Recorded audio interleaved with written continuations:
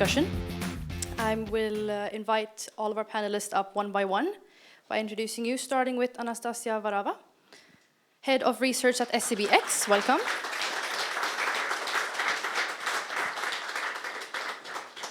Next person is Sandor Albrecht, Director of Innovation at the Knut and Wallenbergs Stiftelse. Welcome. Third, we have MinJuan Wang, Head of Data and AI at Volvo Trucks. Welcome. Then we have Robin Sukhia, Secretary General and CEO of the Sweden-India Business Council. Welcome. We have Ebba Kraemer, co-founder of Scaleout Systems, which works with federated learning, if you didn't know that. And we know so much about that because Mom will not stop talking about it. Welcome.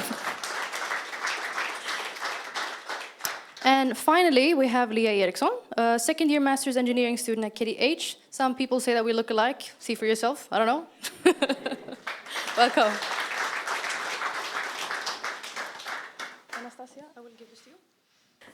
So, I'm really looking forward to the discussions. Anastasia, I start with you.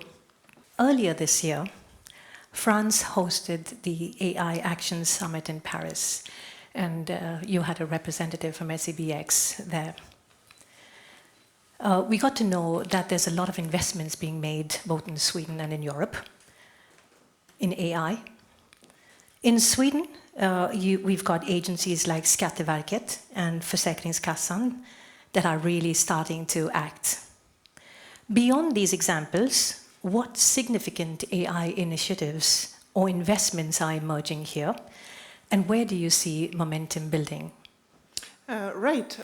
Thanks for this question. I think I'm not really aware of what's happening in the public sector, but on the private side, I think we need to mention a huge investment in compute that has recently been made by several companies such as AstraZeneca, SEB, Saab, and Eriksson. So it's really going to be a big GPU cluster that is going to boost the ecosystem. So I think that's a very positive development. I think what maybe we can think a little bit about more is how do we actually create career path and maybe platforms for startups. So we actually have talent to use this. And so we actually have interesting challenges to work on. So I think it's a very good development, but I think maybe comparing to France, I think France invests a little bit more in talent and also in bringing people back to France, for example, from the US. So I think that is something we could also think about. Because how does Sweden AI investment strategy compare to that of Europe, and what does it look like? What's the, do we see a big difference? But also a question that was raised by Goran Arvidsson from Ames International is, why is Sweden falling behind in the development of AI compared to Europe? I'm not sure we're falling behind in European scale. I mean, I don't think it's a secret that Europe is behind the US. I don't think we need to mention that. But I wouldn't say that we're so much behind comparing to other European countries. At least that's not a feeling I get. Because every time I go to AI conferences elsewhere, like in the UK and in other countries, I think everyone thinks they are falling behind. And I think it's maybe a little bit of inferiority complex type of thing. I think for the size of the country, we have a great ecosystem. We have lots of talented people in academia. We have many companies who would like to innovate. We now have compute, like I said. So I think maybe putting these things together and maybe figuring out how different pieces of the ecosystem can work better and also filling the gaps in the ecosystem is something we can do. But I think for the size of the country, we're actually doing quite well. I like that, don't you? Yes, indeed. Thank you, Goran. Anything to add? If not, then I move over to Sandor. The exact way AI will affect the labor markets and jobs is still up for debate.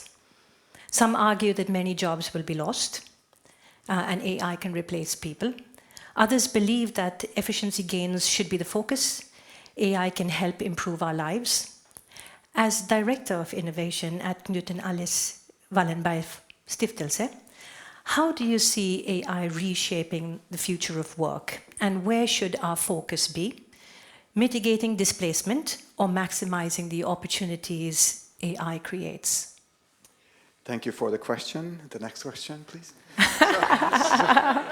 It's a very simple question, is it right? I mean, it's very easy to answer, and then I hope that you have lots of time. So how do I see this? I think we shouldn't forget, or be very conscious that this is the first time when mental work is automatized and mechanized. This is the first time. This is the first industrial revolution when mental work is automatized. So obviously it will have a huge impact on the labor market. Obviously it will have a huge impact on the organizations and then people's lives. Now, the question is that what kind of impact we would like to do. And then it's very, very important to understand that the impact is not coming from the technology. The impact is not coming from the tech sector. The impact is coming from us, who are making the decisions, how we adapt it, okay? So it's we people who decide that what is our strategy, how we use this. Today, most of the big tech companies, the 5 ones who are in the US, they are really pushing for automation. Let's automate people out from the work. This productivity bandwagon. Let's have efficiency and then let's get people out, just like we had it in the previous industry revolution with Ford and then the other ones. And basically automation is happening since the 80s in the factories. And let's people. So the question is that, do we want to jump on that wagon? And then do we want to do that here also in Europe and in Sweden, automate people out, so have cognitive automation? Or we would like to do cognitive assistance, which is basically augment people and then helping people to be more productive. That's a huge question.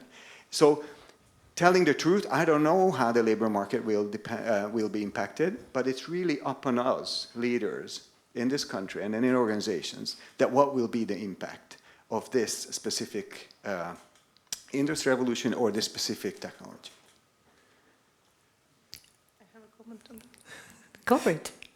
I agree with what you said. I think what I'm missing a little bit in this whole public discussion about automation and productivity enhancement is what else can you use AI for in your business, in your domain, in your area, that you haven't done before that would actually bring you a competitive advantage. And I think that's, I mean, I understand why that is missing because it's a much harder question to ask.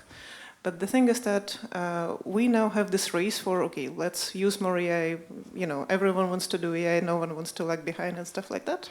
But the thing is that I don't think we're really realizing the potential of the technology. And I think we're also forgetting that AI and language models is not entirely the same thing.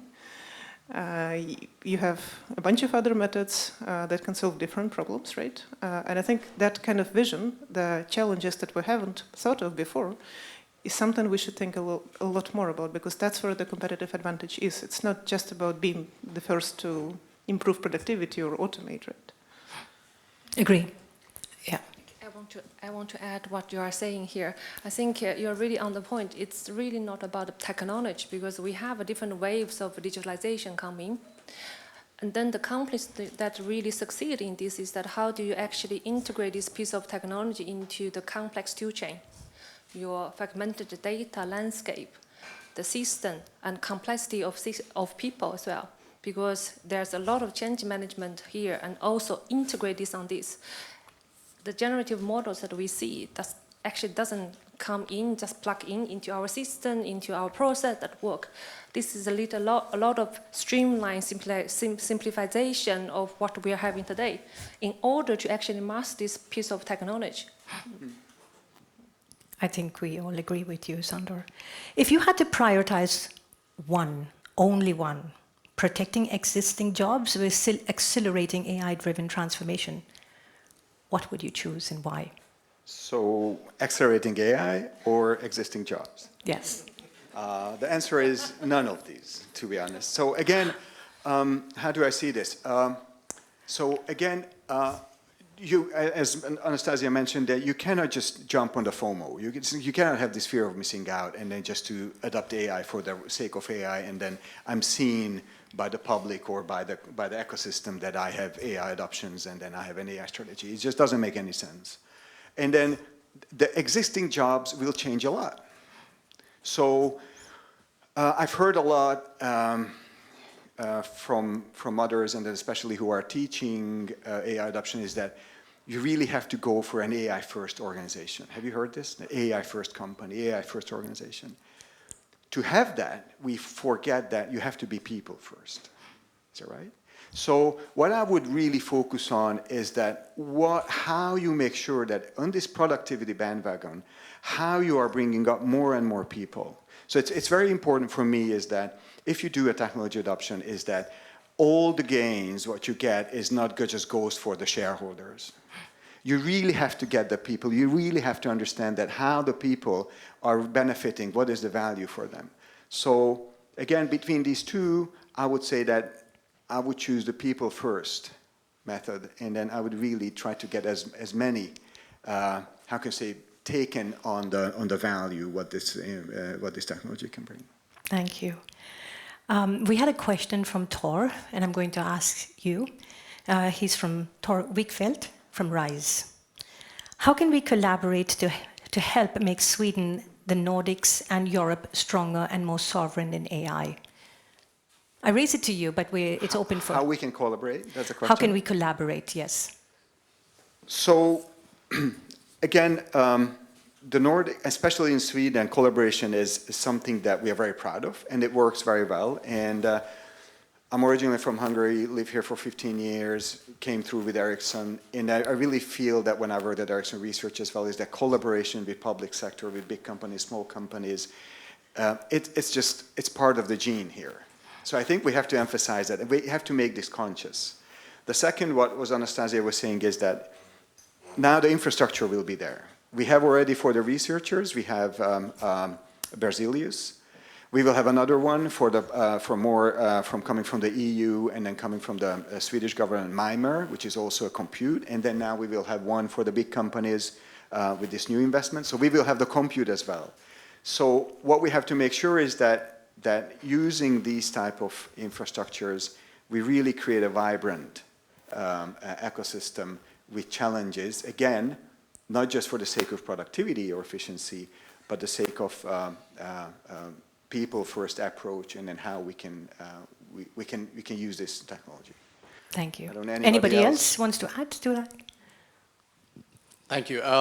Yeah, I think this is one of the most interesting area on collaboration, because when it comes to collaboration, as you said, Sweden is very good in collaborating internally and also with other countries. And representing sort of the India part here, we have it's driven also by need. You know, where is the actual need to get a collaboration going? Otherwise, there's no positive outcome, right? And India has a lot of needs, like a smorgasbord of needs. So what they have done very, very well, actually, is they've come up with lighter application, but they're still using AI. Whereas I think what we can learn from here is we should actually stop doing things from 10.0 and 20.0. We should get products out there and try them and move on. And actually, because countries are already doing that, why don't we collaborate with them? And why don't we do things together in a better way? Because these are things, you know, India can do things at a substantially cheaper way, because they have quality thinking now, may not have been there 10 years ago, but today it is there, and especially in technology. So if we get in there and we can learn a lot more on how you can produce quality things at a cheaper price. Volume is everything, and of course data, and that goes without saying it. Thank you, Robin. Yeah. A quick one as well. You can see in various industries, these experimentverkstäder are starting to emerge, like AI labs, for example, and maybe for a genre of use cases where you also might be dependent on certain hardware or drones or things like this. And these are areas where you can then meet companies that might have expertise in the software needed, the data science part needed, the hardware that is needed, the new camera development that might need to happen. This is also very important. Indeed. Thank you. MinJuan. In the heavy truck industry, AI promises gains in efficiency, safety, and predictive maintenance. But it also raises questions about system reliability, liability, and workforce adaptation. Given your experience leading data and AI in this sector, which AI applications are proving most transformative today, and what challenges still stand in the way of large-scale adoption? I think I had this kind of discussion with some of you sitting there today. I think this is what we talked about this earlier. AI actually has not been new to automotive industry. We have been working with this for decades. And I think you also mentioned that we have different waves of digital transformation here. So we have been working with analytic AI, classic learning. So there we have predictive maintenance. This is a tangible ROI we already see. We have fuel efficiency reduction, route planning. We have been working with AI many years. So then if we're looking into the AI that we already have on our product, I think it's come with the keynote speaker. It comes to security, comes to ethic, who owns data, how do we use data, how do we protect our customers' data? Because when we are collecting data from our vehicles, it's a lot about sensor data, it's a lot of personal data. How do we actually make the data in the best way, not misuse it, abuse it? So this is also how actually European regulation and also coming in with the right guidelines. Cybersecurity, so it's all about actually how do we actually be responsible for our customer when it comes to safety, when it comes to privacy. So this is the part that we are still seeing that we are working on. Then when we are coming to the current wave with generative AI, where you also mentioned that now it's actually not only comes to the data side, it also actually comes to perception, understanding, comprehending, and decision-making. So this is really taking in. So what we are seeing that we are R&D heavy industry. There we have a lot of work that repetitive, that we can see that AI can really be augmented on our engineers to make the efficiency loop much more faster. But then here is the challenge here. I think this goes with all the digitalization. We have a simulation, we mentioned earlier, we have the first internet. We have a legacy of the system.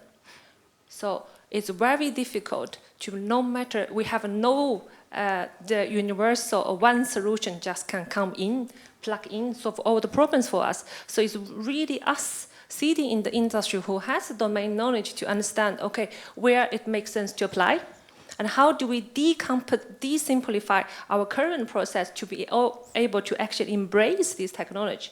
Data quality, data governance, those are the topics that we are actually, your favorite topics, yes, Vanessa. Yes. Yes. Yes, thank you. As autonomous and AI-assisted vehicles become more capable, do you see the main barriers being tech, regulatory, or public, and which would be the hardest to overcome? I think it's trust, I would say. I think this is the trust. It's like basically technology will evolve. We know that we still have a situation where we have edge cases. So the reliability is the issue we have today. But it will overcome with the speed of the technology development. And the regulation is lagging behind. For instance, we have in US, different states even have a different actually regulations for when it comes to automation. Some of the states actually ask the driver to sit behind the wheel. Some of the states is actually open for autonomous driving, but it will come sooner or later. But I think the difficult challenge is that to calibrate the trust. I think when we are actually giving the control of a machine, we as a human, in the end, the technology needs to benefit for the society, for us as individual users. So it's very important for us to actually provide the affordance of the system. What can we trust in which kinds of situation? Yes, so I think when you ask this, I think the trust is the most challenging part for us actually to see how do we create this kind of collaborative model between machine, AI, and what is the interface we actually provide for us to. Yes, I think you want to say something. I 100% agree with the trust. I think it's a very good point. I had the honor to be part of a course when I was like a guest lecturer at Umeå Design School of, probably you know that, Umeå Design School up in there. Did you know that this is the top 3 design schools in the world? Top 3 design schools in the world. One of them is here in Umeå. And they had a course when this was, the course name was, is that Design for Trust.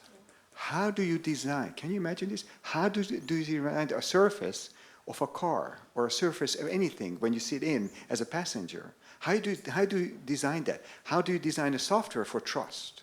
if it's autonomous. So this is one point, I totally agree with you. The second is that you talked about collaboration and then the legislation is that I think we have to be very, very careful how we are transferring agency to a piece of software, okay? I think it's very, very important that how we are, again, transferring agency to a piece of software, because this is a piece of software. This is not something big thing. I mean, we call it artificial intelligence, whatever it is, but it's a piece of software. So the agency part is very important, and the regulation is very important.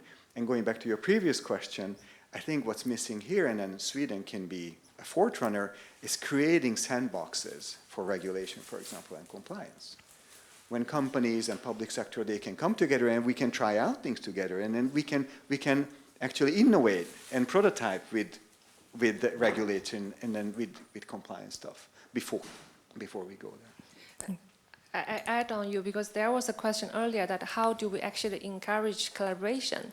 I think one thing is very important is that how do we actually lower the bar for people to work together?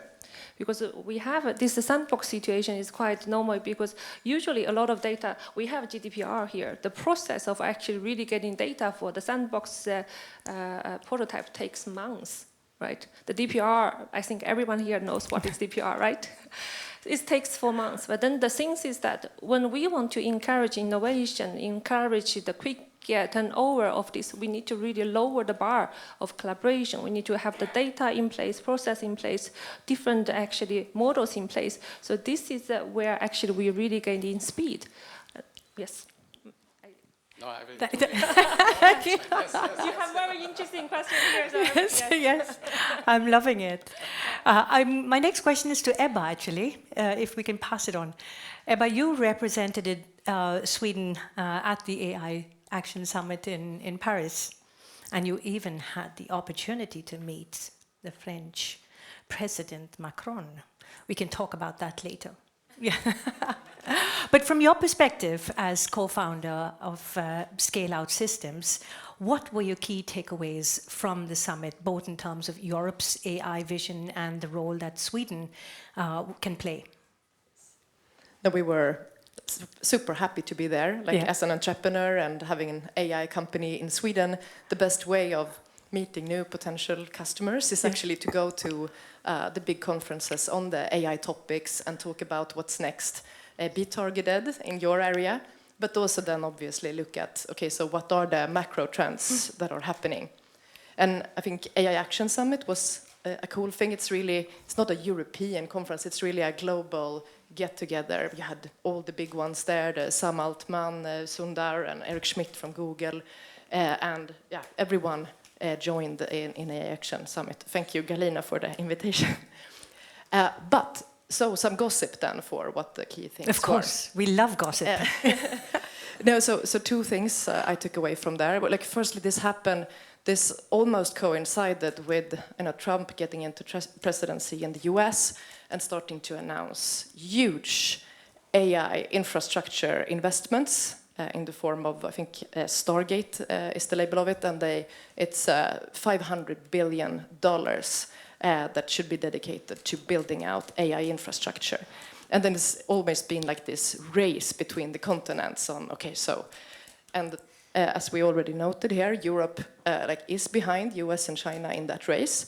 But at that conference, Macron announced 100 billion euros, and then Ursula von der Leyen announced 200 billion euros. So starting to get into the same ballpark, which is a huge change from what we historically have invested compared to the US. So that was a game changer. And actually now before this conference, just followed up, has that materialized? Because with politicians announce something, it might not always happen, right? And it seems actually like they are making much faster progress and investments than what anyone could have expected. So that's a positive. Whereas actually Stargate is not starting to materialize. And the other very interesting topic, which unfortunately I think to the largest extent was carried out behind locked doors, is the sort of track 2 discussions that is held primarily between the US and China on what should the principles be for developing safe AI that continues to benefit man in the long term. Yeah. You had a question on that, Ebba, where you said, you know, will the guidelines that they are making in this track 2 with US and China make AI stronger, safer? I think it actually does make a difference. I disagree, but go on, let's hear yours. No, I tend to be positive, and I think, you know, there are those. Eric Schmidt, for example, who used to be chairman for Google and CEO of Google, has a very interesting TED talk on that topic, on that potential tension from between US and China, in the perspective that you are competing around building towards a stronger intelligence that eventually might reach an inflection point, and at that point you will only have one leader, because then it's impossible to catch up in the AI race, so to say. So there are those that think that this inflection point is really something real, and then that it will create a lot of tension when one of the countries think that the other one is close, to the point where it could become violent. I think in some ways you could compare this race and then the track 2 principles of how to create safe AI, almost like, you know, when there was a race in terms of nuclear power. That might be, you know, not exact metaphor, but it's important to follow for sure. And they are publishing some of these principles where you seem to at least have, you know, commitment from the not official community developing AI in the US and China, but sort of not the government community, but the sort of other independent researchers in those countries. So that's good. Yeah, because my answer was no. Why are you skeptic? Yeah, my answer was no, because I think that it would help, but I think you need more influence, and I don't think that just the track 2 is strong enough. I mean, they would create the foundations, they would create the frameworks, but then it is dependent on track 1 and the government to actually find value in this and take it and implement it or make it a law. So that's why I think, and just now also, the reason I'm a little hesitant is because the US is really fast-tracking technology and not safe, you know, the safe way of working it. So and I'm thinking, if they are really going in for tech and not safe AI, that doesn't really give a good feeling. So that's where also my distrust or mistrust comes from. Yeah. Thank you, Ebba. Robin, I really liked what you said, as an Indian at heart. In comparing attitudes towards AI, we often see the US preferring the minimum regulations to let tech companies lead, while Europe takes the more cautious, governance-driven approach. Yet, both foster vibrant AI ecosystems. From the perspective of India-Sweden Business Council, what trends do you observe in India's approach to AI, and how does it align or diverge from these models? Well, thank you. I think the main part of looking at it from India, if you have the US on one side and Europe on the other, India's trying to meet somewhere in the middle. And they've learned a lot from that, and given also where India is, then there's a lot of factors to consider, of course, in this. The approach is very pragmatic, it is very inclusive, and also development-driven. And this is driven also by socioeconomic affairs, of course. And if you see the strategy which India has on AI, it's called AI for All, and done by Niti Aayog, which is the government think tank. It's a very good one, and it's quite amazing actually. And there they have lined up a number of different categories. It goes from the public area, which of course you have healthcare, you have mobility, education, such areas, to innovation, ecosystems, ethics, and even collaboration. So they're very, very keen in.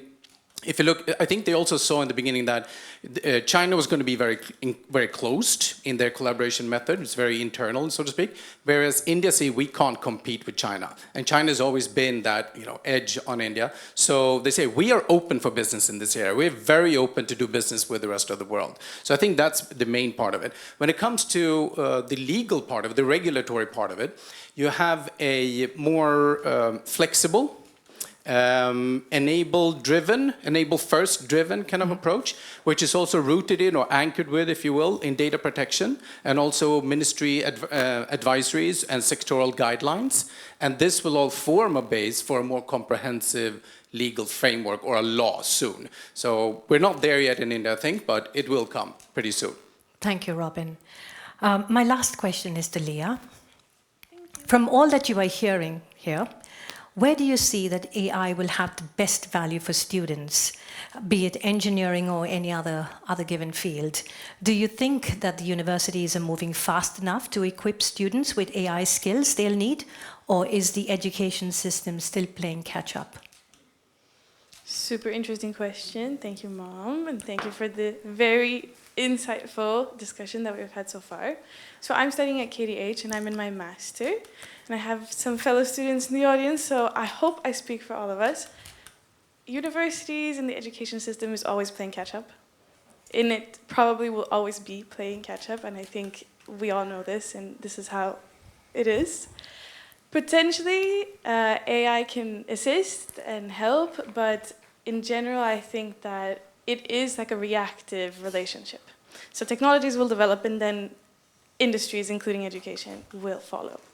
In terms of AI, students, I see that there is huge potential for productivity management, time management, saving these little manual extra steps, repetitive tasks that you do, planning your day, planning your course, the next couple months, what are you going to focus on, creating these fun designs to keep you motivated through a rainy November morning where you have lectures from 8 to 10. I think that AI can definitely help. However, I think that we all need to proceed with caution, because learning, basically what education is all about, is a repetitive, it requires repetition, so to say. Anything you want to learn, you need to try and fail and try and fail and try and try again. So if you're doing a math question, if you're studying biomedicine, if you're doing some sort of architecture education, you need to give it a try yourself. So of course, using ChatGPT will always be there. I think it's a great tool. I think that if I'm solving a problem and it's very difficult, I will use it as my study buddy. Hey, help me with the first step of this problem. Okay, then I got the first step, think about it for myself. Okay, how can I do the second step? Try it out, test it, ask again. Because teachers and teaching assistants don't always have the time to give to every student. So I think it's a great tool. I think it can help us in many ways, but there is still work to be done, and shortcuts should be avoided. It's very easy to take a shortcut, and it doesn't really help you. So think of yourself as an individual that needs to learn, an individual that needs to be curious and want to discover new things and get better. It's just like learning to play an instrument. You can't ask ChatGPT to teach you the piano. You need to sit there, you need to cry, you need to work hard, and it will come. Thank you. Thank you. I see that they're waiting for us in the other room. I thank you so much, each and every one of you, for coming today, for making this a success for me, a joy, a celebration. I want to celebrate, and I want to celebrate with you. So please join us in the other room to have another glass or two or more, and something to eat. Thank you, everybody. Thank you to my panelists. So,